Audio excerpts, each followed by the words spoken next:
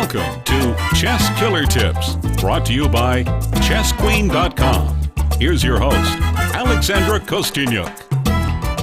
Welcome to my Chess Killer Tips podcast. Hello, today's position is from the game between Arkady Naiditsch and Vladimir Kramnik of Dortmund 2009. In Dortmund, we saw a very nice comeback of Vladimir Kramnik. This is just one example of his wonderful games from Dortmund. So, in this position, it's black to move. White just played knight to e2, probably hoping to regroup his pieces and to move to f4, but black has one more move to make. Try to make the best move. You can press pause now and think about this position for a moment. I'll be back at the end of the music.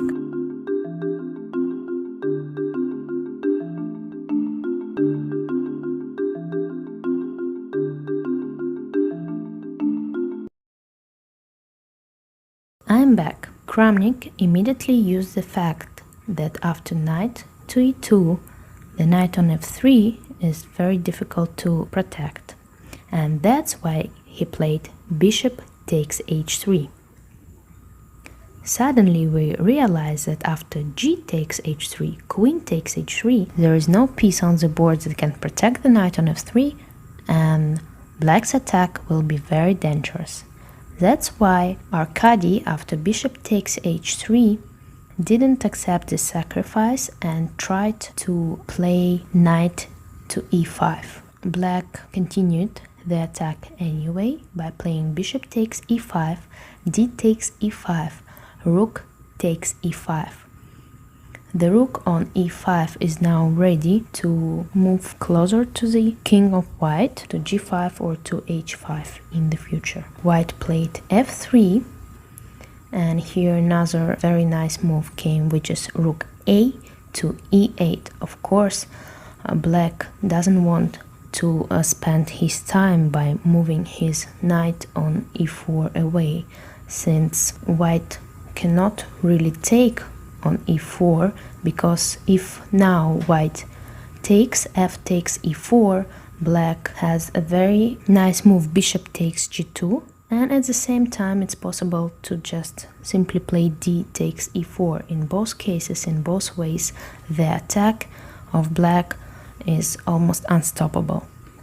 So after rook a to e8, white played bishop f4. Kramnik continued the attack by playing rook h5, transferring his rook from the e file to the king's flank. By the way, bishop takes g2 here was also possible. And here Arkady took on e4, f takes e4. Kramnik played d takes e4 after bishop c4, which is a final blunder, but it's very difficult to play in this kind of situations for white, because he needs to foresee many different ways for black to continue the attack. So the more stubborn way to play here instead of bishop c4 would have been knight to g3, but even then, after e takes d3, queen f2, rook takes e1, rook takes e1, rook h4, black is much better. After bishop c4, Kramnik continued the game with a very nice bishop takes g2, destroying the last hop for white's king, which was the pawn on g2. After knight g3, bishop f3, queen b3, Kramnik played rook h4, although queen h3 would have been a little bit stronger.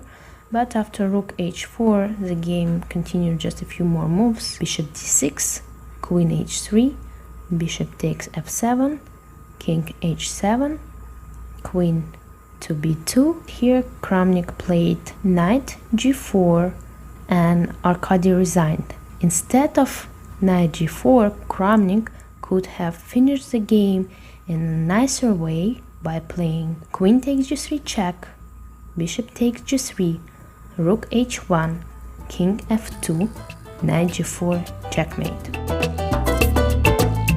This is a beautiful win by Vladimir Kramnik, especially considering the fact that he was playing black against a strong grandmaster. It was the Petrov defense and he won in 27 moves.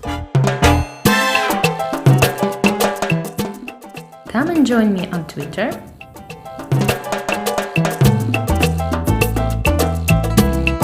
on Facebook,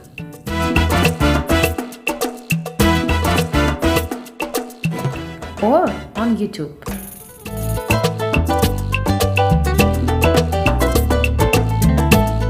See you later!